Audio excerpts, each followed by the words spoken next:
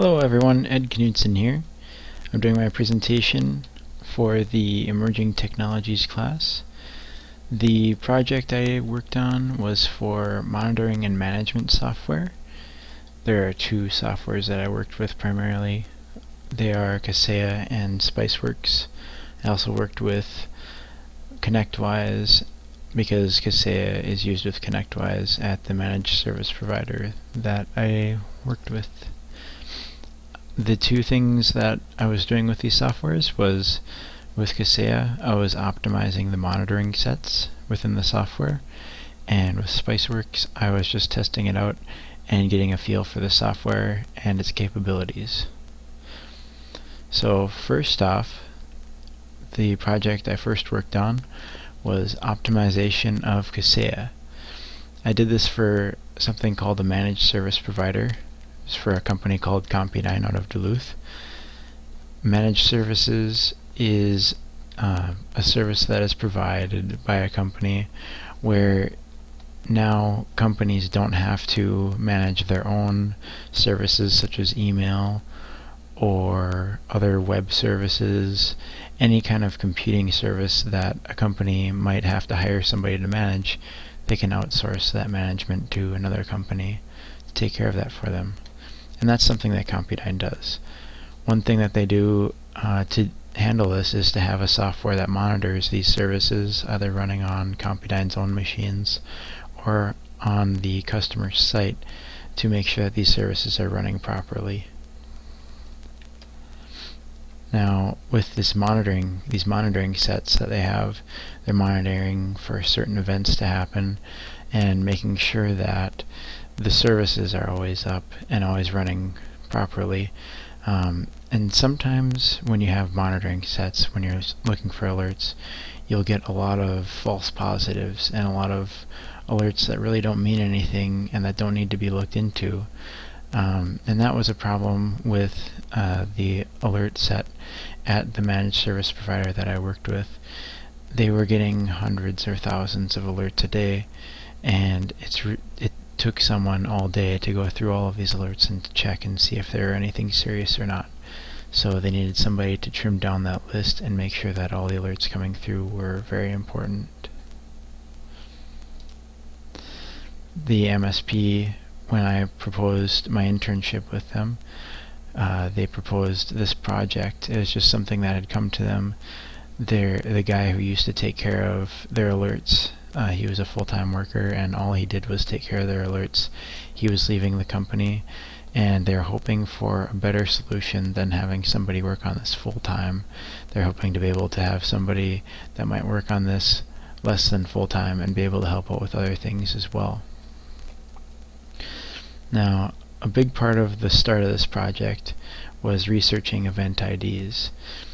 Now, the big thing that they were monitoring for were certain events within the operating systems themselves. And whenever you have a problem, or sometimes even just an informational event, you'll get an event ID, or an event with an event ID that is generated. Each event ID is unique, and you can take the number of the event ID and then the source of it and do some research on it. One great place for this was eventid.net.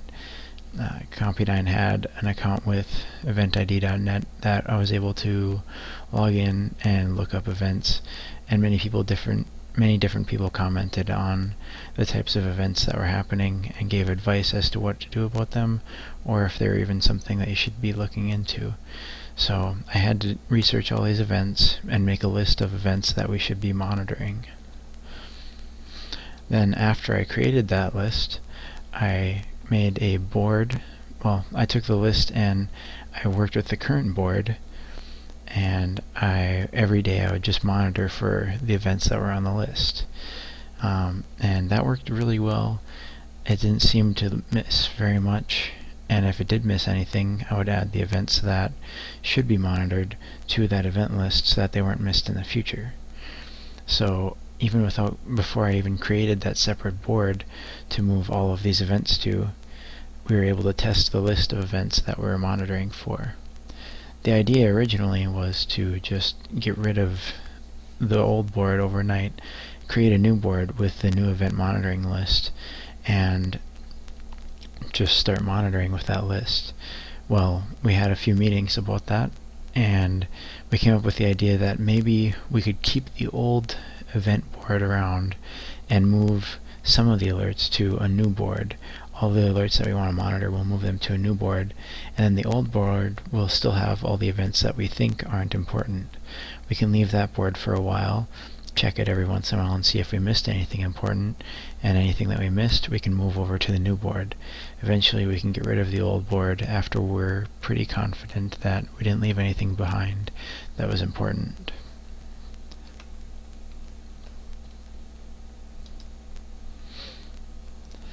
Another thing that came up was Kaseya itself used to have a guy who would administrate it.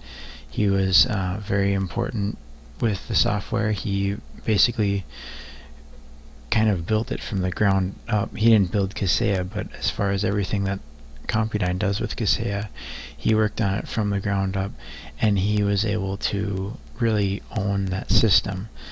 Well, since then, well, even at the time, he was really busy. He did a lot of other things. He was a team lead, and he had a lot of work with that. The other team leads don't have big projects that they work on like Kaseya. Their main task is for handling important tickets that need attention immediately. So a lot of the team leads don't have time to be administrating a whole system, making sure it's working properly, and fine-tuning it. So one prospect that was brought up was maybe I could own this system, take on administrative roles with Kaseya, and that will likely be the road in the future. I will be learning from the previous administrator of the system and learning how to administrate it properly and make sure it's running and help other people when they have any issues or they just need something done within the system. And that would be the future of the project.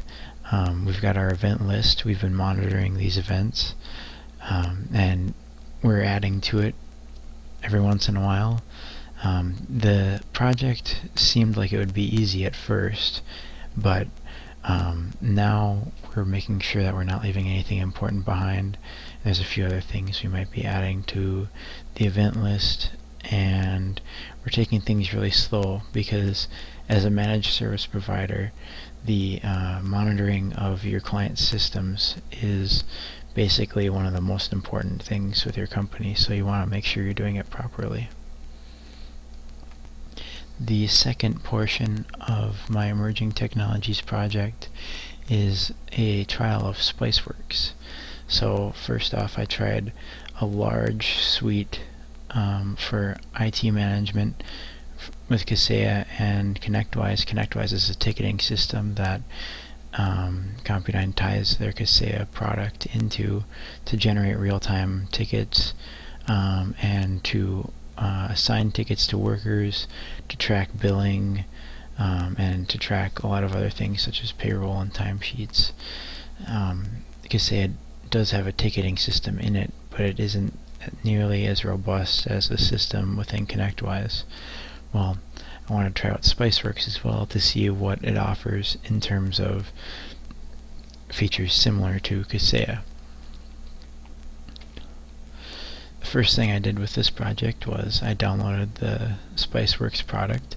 Spiceworks is a free IT administration tool. I had assumed it had more features than it actually ended up having, but I'll get to that later on. A lot of people really like it because as far as a free tool goes, it has a lot of pieces that you would expect from a paid tool and not from a free tool. There's a lot of open source products out there. OS Ticket is another really great open source ticketing software. Request Tracker is very popular and it's very modifiable, but it's also with all that extra modifiability, there's a lot of more complexity involved with it. Spiceworks is one of the most popular IT administration tools as far as ticketing softwares goes. So I downloaded the Spiceworks product from the Spiceworks website, and I set up a virtual environment for running Spiceworks in. I had a server, and then I had some client machines to connect Spiceworks up to. It can work with Linux. I believe it can work with Mac. It can work with all versions of Windows as well, or at least all recent versions of Windows. When you install Spiceworks, it's actually installing basically a web server on your machine. You can load the web page, and also I believe it connects up with the Spiceworks servers themselves, and you can load your organization from a Spiceworks page when you log into it to view, well, I'll get to it a little bit later, but to view tickets and inventory and things like that. So the setup was really, really quick as far as the server side of things goes. Then on the client side of things, you actually don't install a software. You configure Windows management instrumentation to connect up to, or to allow Spiceworks to connect in to manage these machines. I had assumed it would be fairly simple, but I actually ended up having some issues with WMI, which is why I have a section here called WMI troubleshooting. I had to run WMI diagnostics. They have this thing called WMI diag that gives you a lot of good information about WMI and some things that you might want to look into on your system. You can run a scan. It'll tell you what you need to fix on your system. So I ran that, and it gave me some good information on how to get WMI running better on the systems that I was trying to set it up on. On a Linux system, all you have to do is have SSH login enabled and configure the login information with Spiceworks. So after you get that all hammered out, Spiceworks homepage, it'll offer you information on your Exchange servers. It'll give you some basic headlines and tech news. Any alerts come through here. You can connect it up to different printers. It'll give you information on the printer and your ink levels, and I believe it also has links to buy ink online immediately. If you're seeing any warnings about ink levels, you can have some charts up here. It'll do a timeline. It'll tell you all the things that have happened within your organization in a time laid out by time there. Then on another page, they've got inventory. You can see all the inventory of all your machines. It'll let you look at the applications on those machines, the storage, events, DNS. It'll tell you if DNS is resolving properly for those machines. If you have any errors when you're doing scans, or if there's any alerts on those machines, it'll let you know. Spiceworks has its own event monitoring list, and it'll let you know what's going on your machines using its own list. A big thing with it is ticketing software. It's also a free ticketing software.